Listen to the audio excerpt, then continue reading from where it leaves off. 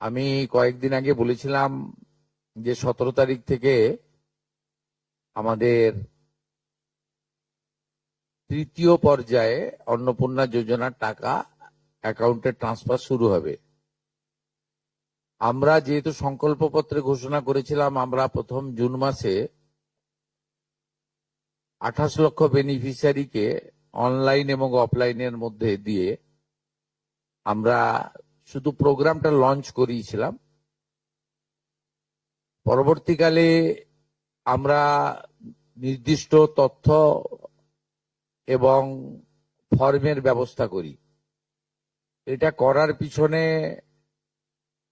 অনেকগুলো কারণ ছিল। প্রথমত সরকারি টাকা, এই সরকারি অর্থ সঠিক জায়গায় ব্যয় করা উচিত। সরকারি অর্থে নয়ছয় করার বা ফাইন্যান্সিয়াল ইনডিসিপ্লিন করার কোনো অধিকার কোনো মুখ্যমন্ত্রী, মন্ত্রী বা আধিকারিকের নেই। তাছাড়াও বিগত দিনের লক্ষ্মী ভান্ডার বলুন বা আমাদের সরকার আসার পরে অন্নপূর্ণা যোজনা, এটা সম্পূর্ণভাবে মহিলাদের একটি স্কিম। তার বয়স নির্দিষ্ট করা আছে 25 থেকে 60 বছর। সেক্ষেত্রে কোনো পুরুষের বা বয়সের 25 বছরের কম যারা, তারা পাওয়ার যোগ্য হতে পারে না।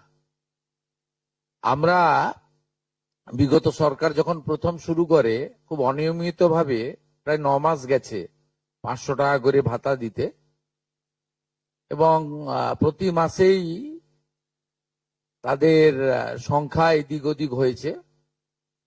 ফাইনালি নির্বাচনের আগে তড়িঘড়ি করে 2 কোটির আশেপাশের কিছু সংখ্যা হবে, 1,500 টাকা করে ট্রান্সফার করা হয় মাত্র 2 মাসের জন্য। শেষের দিকে ওই এবং সেটা করতে গিয়ে আমরা দেখলাম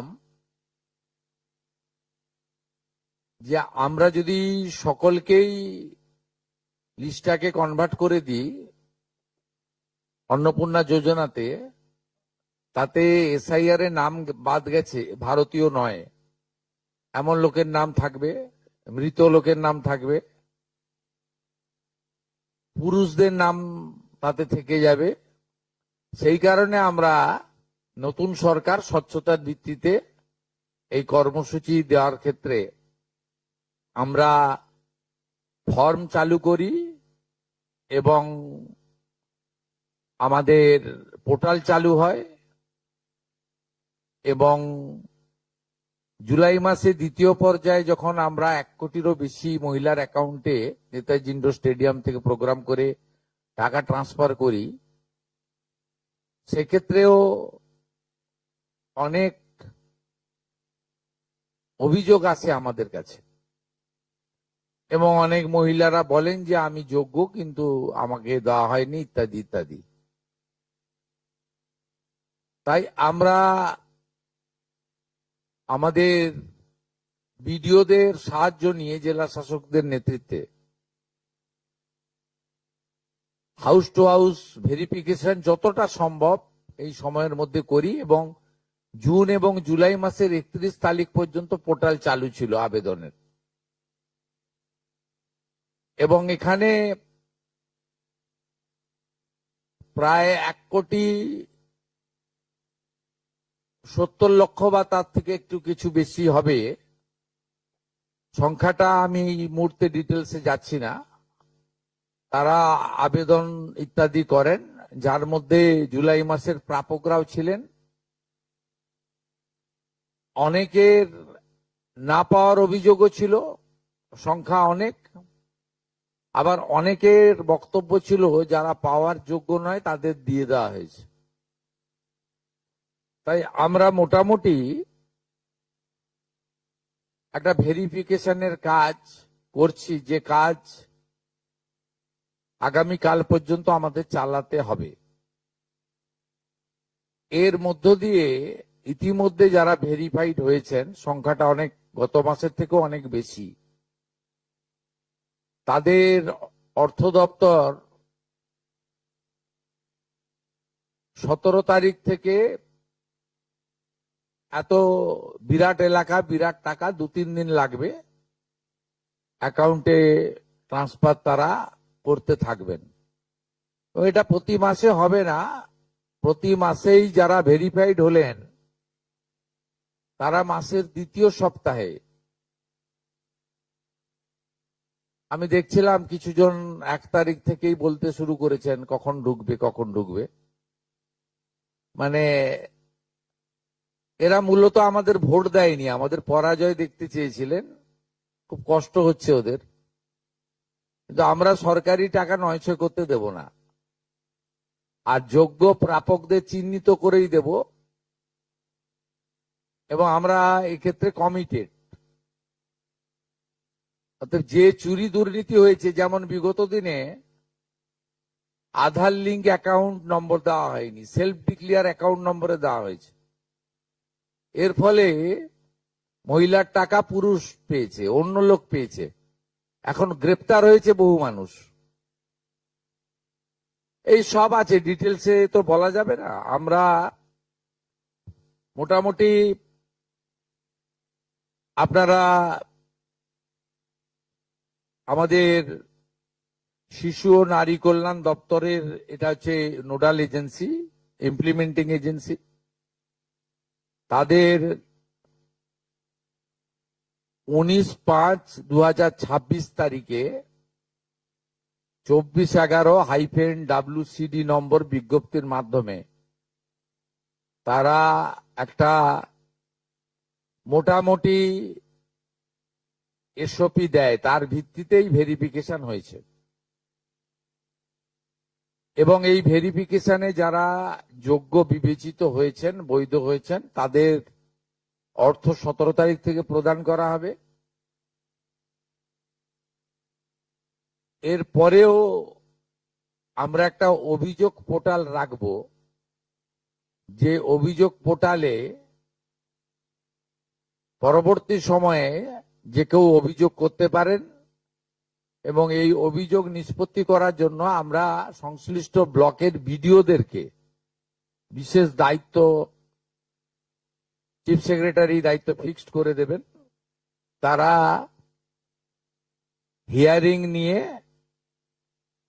একটা নির্দিষ্ট সময়ের মধ্যে নিষ্পত্তি করবেন।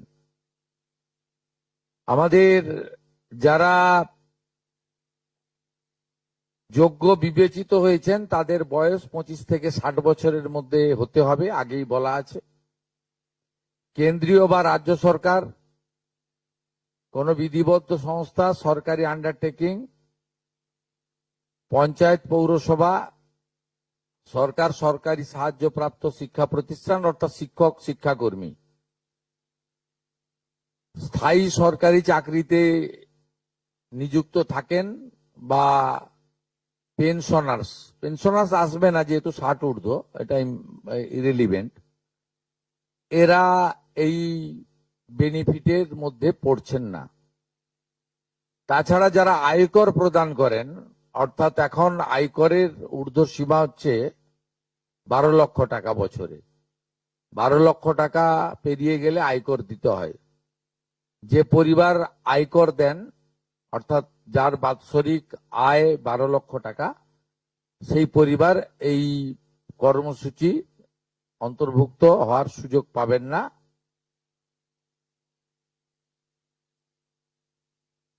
এবং যে মহিলা নিজে 10,000 টাকার বেশি নিজে উপার্জন করেন মাসে, তাকেও এর বিবেচনার মধ্যে প্রাথমিকভাবে আনা হয়নি। কিন্তু এক্ষেত্রে যারা ক্যাজুয়াল, কন্ট্রাকচুয়াল, মানে বাড়ির পুরুষ মানুষরা, তাদের বাড়ির পরিবারের স্ত্রী বা অন্যরা বিবেচিত হবেন। যদি কোনো মহিলা, এটা একটি নারী অর্থনৈতিক সশক্তিকরণের স্কিম, সেক্ষেত্রে যিনি সরাসরি নিজে 10,000 টাকার বেশি উপার্জন করেন তাকে বিবেচনা করা হবে না। 25 থেকে 60-এর মধ্যে যারা 3,000 টাকার কম ভাতা পান, ধরুন উইডো পেনশন, 1,500 টাকা এই মাস থেকে হয়েছে, গত মাস পর্যন্ত ছিল 1,000 টাকা। তাদেরকে হায়ারটা দেওয়া হচ্ছে, 3,000 টাকাটাই দেওয়া হচ্ছে অন্নপূর্ণা যোজনাতে। এই ধরনের যত স্কিম 25 থেকে 60 মহিলাদের রয়েছে যারা 3,000 টাকার কম পান বিভিন্ন ভাতা, তাদেরকে 3,000 টাকার অন্নপূর্ণা যোজনার ভাতাটাই দেওয়া হচ্ছে। এক্ষেত্রে দুটি ক্ষেত্রে আমরা শিথিল করছি। একটা হচ্ছে দিব্যাঙ্গ ভাতা যারা পান তারা দুটো ভাতাই পাবেন। তারা দিব্যাঙ্গ ভাতা যেটা আগস্ট মাস থেকে 1,500 হয়ে যাবে সেটাও পাবেন, অন্নপূর্ণা যোজনা 3,000ও পাবেন, শুধুমাত্র ফিজিক্যালি চ্যালেঞ্জদের ক্ষেত্রে। আর পিএম কিষাণ সম্মান নিধির ক্ষেত্রে, এই দুটি ক্ষেত্রে আমরা এটাকে শিথিল রাখছি। এছাড়াও এর আগে যেটা অনেক মহিলার নাম বাদ চলে গেছিল, 3 কক্ষ বিশিষ্ট বাড়ি, এটা গ্রামের ক্ষেত্রে এক্সাম্পট করে দেওয়া হয়েছে। গ্রামের ক্ষেত্রে কোনো বাড়ির সংখ্যা রাখা হয়নি, শিথিল করে দেওয়া হয়েছে। অর্থাৎ গ্রামীণ এলাকার মহিলারা এবারে আরো বেশি সংখ্যায় সুযোগ পাবেন। তাদের ক্ষেত্রে, গ্রামীণ ক্ষেত্রে 3 কক্ষ বিশিষ্ট বাড়ি, যেটা জুলাই মাসে ওই ক্রাইটেরিয়াটা থাকার কারণে অনেকে বঞ্চিত হয়েছেন, এবারে আর বঞ্চিত তারা হচ্ছেন না। এবং শুধুমাত্র জমির পরিমাণের ক্ষেত্রেও যে 7টি কর্পোরেশন রয়েছে সেখানে শুধুমাত্র 50 ডেসিমেলের বেশি জমির মালিকানা যারা কর্পোরেশন এলাকা, কলকাতা হাওড়া কর্পোরেশন এলাকা 7টি, পৌর এলাকা এবং গ্রামীণ এলাকাতে ছাড় দেওয়া হয়েছে জমির পরিমাণের ক্ষেত্রে। এর ফলেও আরো অধিক সংখ্যক মহিলা, গ্রামীণ মহিলারা বিশেষ করে, এবারে আপনার অর্থ পাওয়ার ক্ষেত্রে সুযোগ পাবেন। আমরা সরকারি অর্থ, নারী সশক্তিকরণ, নারীর অর্থনৈতিক ক্ষমতা বৃদ্ধি, এই লক্ষ্য রেখে প্রকৃত প্রাপকদেরকে আমরা দেব। এবং প্রাথমিকভাবে সংখ্যাটা 17 তারিখে মাননীয় মন্ত্রী মালতী রায় মহোদয় আপনাদের জানিয়ে দেবেন। 17 তারিখ বিকেলে। আমি সংখ্যাটা বলছি না, কিন্তু যে কয়েক লক্ষ মহিলা তারা জুলাই মাসে অর্থ থেকে বঞ্চিত হয়েছিলেন, এই 3 কক্ষ বিশিষ্ট বাড়ি বা জমির পরিমাণ ইত্যাদির কারণে তাদের ম্যাক্সিমামটাই এবারে আমরা সংযুক্ত করে দিয়েছি। তাই আমি বিশ্বাস করি যে আগস্ট মাসে প্রদেয় অর্থে 100% না হলেও 99% প্রকৃত প্রাপকদের হাতে আমরা পৌঁছে দিতে পারবো। এবং এর সাথে সাথে অভিযোগ পোর্টালও চালু করে দেবেন। যে অভিযোগ পোর্টালেও আমাদের দপ্তরের গাইডলাইনের বাইরে গিয়ে কেউ যদি পেয়ে থাকে, আপনারা তথ্য দিয়ে সাহায্য করবেন রাজ্য সরকারকে। আর এই গাইডলাইনের মধ্যে থাকা কোনো দিদি বা বোন যদি বঞ্চিত হন, তিনিও আপনারা আবেদন করবেন এবং এটা কন্টিনিউয়াস প্রসেসের মধ্যে থাকবে। এবং আমরা বিশ্বাস করি আগস্ট মাসে যে তালিকা হবে, এই তালিকা আপনারা সবাই অ্যাপ্রিসিয়েট করবেন। এবং প্রত্যেক মাসে দ্বিতীয় সপ্তাহে, যেহেতু সরকারের নিজস্ব তহবিল থেকে এটা দিতে হবে এবং টাকার অ্যামাউন্টটাও খুব বড়, অ্যামাউন্টটা যথেষ্ট বড়। আমরা নিজেরাই 17 তারিখে ট্রান্সফার হওয়া টাকার সঙ্গে 3,000কে গুণ করলে নিজেরাই দেখতে পাবেন যে কত বিরাট পরিমাণ অর্থ সম্পূর্ণ পশ্চিমবঙ্গ সরকারের অর্থ থেকে দেওয়া হচ্ছে। আমরা অর্থ দপ্তরের সঙ্গে কথা বলেছি, তারা বিগত দিনেও যে সরকারের 500 প্রথম, পরে 1000, 2 মাসের জন্য 1500 যে স্কিম ছিল, তাতেও মাসের দ্বিতীয় সপ্তাহে দিতেন মোটামুটি 10 থেকে 15 তারিখের মধ্যে। এক্ষেত্রেও প্রত্যেক মাসে 10 থেকে 15 তারিখের মধ্যে যারা বৈধ প্রাপক হিসেবে চিহ্নিত হলেন তারা পেয়ে যাবেন। এইটা ক্লিয়ার করলাম, এবং আপনাদের সরকার আপনাদের পাশে আছে।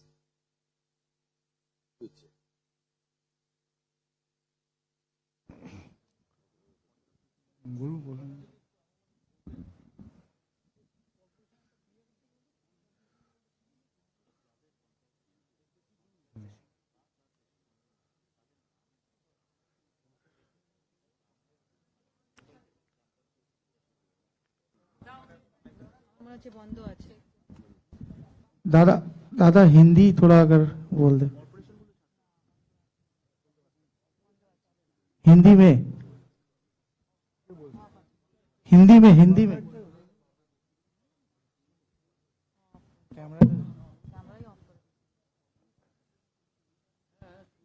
दादा हिंदी में थोड़ा अगर 2 আছে লাইন প্রশ্ন बोल। আছে? হ্যাঁ हिंदी স্যার, हिंदी স্যার में একটা বলার একটা প্রশ্ন ছিল। एक तो हिंदी थोड़ा हिंदी में बोल दीजिए दादा 2 লাইন। হ্যাঁ, প্রশ্নটা হচ্ছে যে একটি হিন্দিতে পরিবারে, স্যার এক প্রশ্ন করব।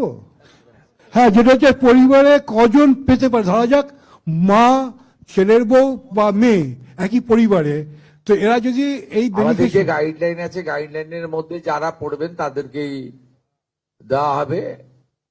আপনার তো এই সরকারি, আপনার যে গাইডলাইন নির্দিষ্ট করে দেওয়া হয়েছে সেই গাইডলাইনের মধ্যে পড়বেন। কোন পরিবারে একজন হতে পারে, একাধিক ব্যক্তি হতে পারে, যে গাইডলাইন নির্দিষ্ট করা হয়েছে শিশু ও নারী কল্যাণ দপ্তর থেকে, সেই গাইডলাইন অনুযায়ী তারা পাবেন। ধন্যবাদ। সরকারি কর্মচারী, আয়কর প্রদানকারী ও যে মহিলা নিজে 10,000 টাকার বেশি রোজগার করেন তারা বাদ দিয়ে। दादा थोड़ा हिंदी में बोल दे 2 লাইন और नेशनल। মাননীয় মুখ্যমন্ত্রী, বলছিলাম ওই কর্পোরেশনের যেটা বললেন 50 ডেসিমিলের যে বিষয়টা, ওটা যদি আরেকবার বলেন, আর ওই 3 কক্ষের বিষয়টা, ওটা আমরা একটু। 7টি কর্পোরেশন এলাকায় যারা হাফ একরের বেশি জমির ল্যান্ডলর্ড,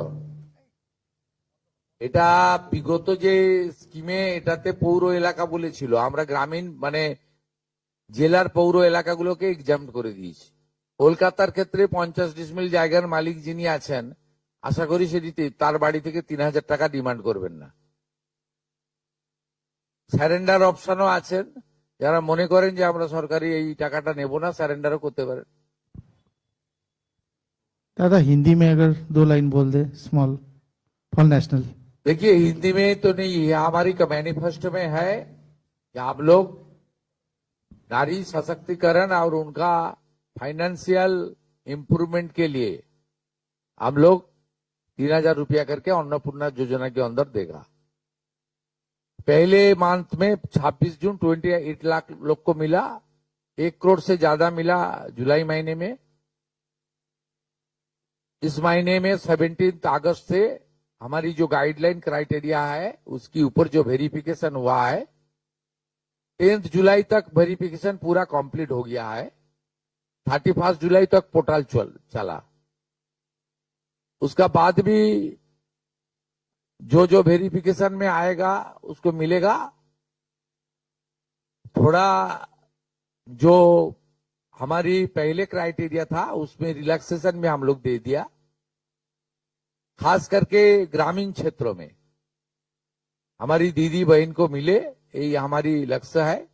उसका साथ साथ हर महीने 2nd वीक के अंदर 15 तारीख के अंदर रुपया अकाउंट में जाए, ये अर्थनैतिक जो फाइनेंशियल व्यवस्था भी होना चाहिए।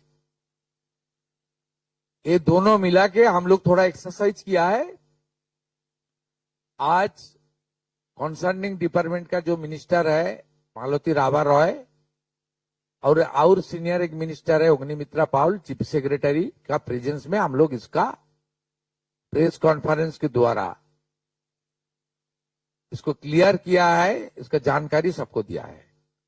17 अगस्त से मिलने वाला है और हर महीने सेकेंड वीक जिनका क्राइटेरिया फुलफिल हो गया है, वेरिफिकेशन कंप्लीट हो गया है, उनको रुपया ट्रांसफर हो जाएगा। इन कंप्लेन का भी एक आपने ऐप लॉन्च की बात की है कि किसी का कोई शिकायत हो तो उसको लेके भी थोड़ा एक लाइन। देखिए, ये बहुत सारे सरकार का प्रोग्राम पहले मध्य प्रदेश से शुरू हुआ, लाडली बहन, उसका बाद आसाम में शुरू हुआ, उसका बाद बंगाल में शुरू हुआ 500 रुपया, उसका बाद हरियाणा में हुआ, महाराष्ट्र में हुआ। आप सब सरकार के देख लीजिए, ये वेरिफिकेशन, कॉम्प्लेन, सजेशन, कॉम्प्लेन और आपका वेरिफिकेशन पोर्टल, एप्लीकेशन पोर्टल, ये ऑनगोइंग है। हम लोग जब 17 को रुपया ट्रांसफर हो जाएगा, उसका बाद 21, 22 से एक पोर्टल चालू होगा जिसमें शिकायत आ सकता है, जिसको मिला है क्राइटेरिया तोड़ के मिला है तो उसके खिलाफ भी कॉम्प्लेन हो सकता है, और क्राइटेरिया फुलफिल होने का बाद जिसको नहीं मिला वो भी अपने अपील रख सकता है। इससे कॉन्टिन्यूअस प्रोसेस चलेगा, लेकिन मेरा विश्वास है 99% जो हमारी जेन्युइन एप्लीकेंट है उसको कवर हो गया है। 10 जुलाई तक वेरिफिकेशन 100% हो गया है और 11 जुलाई से 31 जुलाई ये 20 दिन का पूरा वेरिफिकेशन नहीं हुआ है, उसमें कुछ हुआ है, कुछ बाकी है, वो चलते चलते ठीक हो जाएगा। স্যার একটাই প্রশ্ন স্যার, আপনি অনেক ছাড় দিয়েছেন কিন্তু গ্রামের দিকে যারা সরকারি চাকরি করেন তার স্ত্রী এইটা কি আবেদন করতে পারবেন অন্নপূর্ণা যোজনায়? সরকারি চাকরি করেন, সে শিক্ষক হতে পারেন বা পার্মানেন্ট সরকারি কর্মচারীর ক্ষেত্রে তো তার স্ত্রীর কথা বলছি স্কিম নেই স্যার। তার সরকারি কর্মচারীর ক্ষেত্রে তো যে স্থায়ী সরকারি কর্মচারী তিনি না, আমি সেটা বলছি না স্যার, মানে তার স্ত্রীকে মানে পাবে কি? ক্যাজুয়াল পার্ট টাইমেরা পাবেন তো স্যার। আমি সরকারি কর্মচারী বলছি না, যারা যারা ক্যাজুয়াল কন্ট্রাকচুয়াল পান, নট পার্মানেন্ট, তাদের পরিবারের ক্ষেত্রে কোনো বার নেই, সবাই পাবেন। পার্মানেন্ট কোনো আমি ক্যাটাগরির কথা বলবো না, পার্মানেন্ট যিনি করেন, পার্মানেন্ট চাকরি যিনি কেন্দ্র বা রাজ্য সরকারের, তিনি পাবেন না।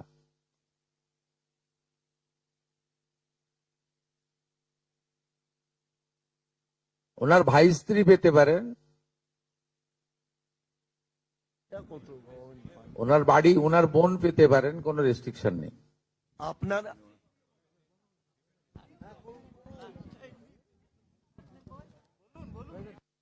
বলুন।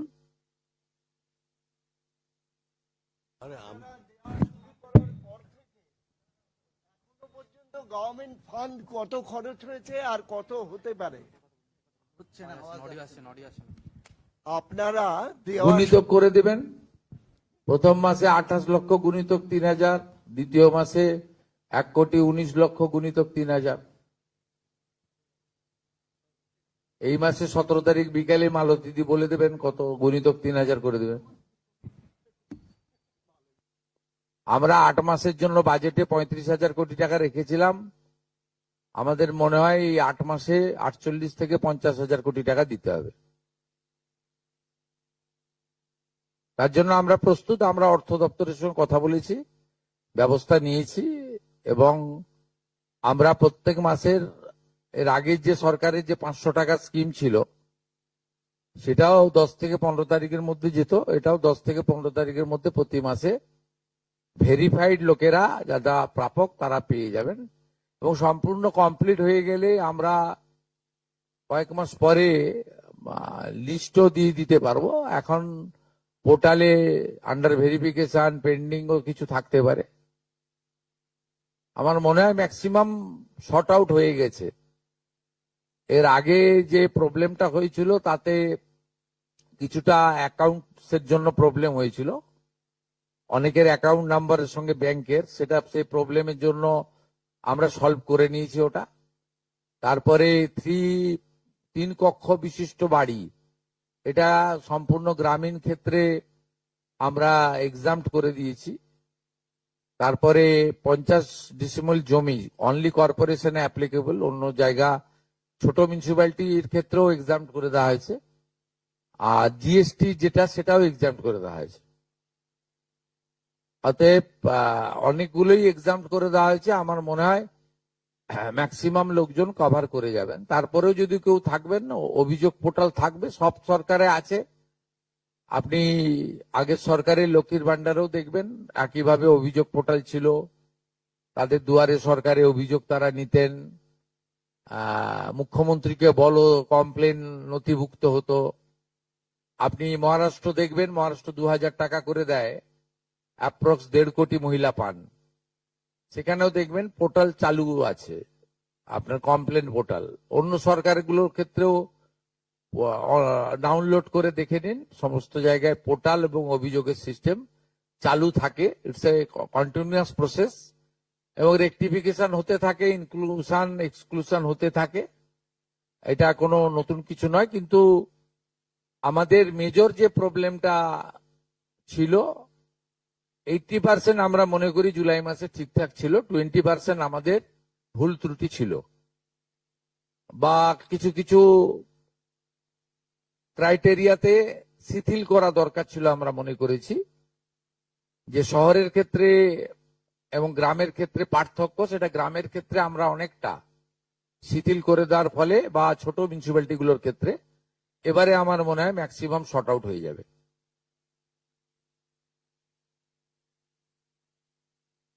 Thank you.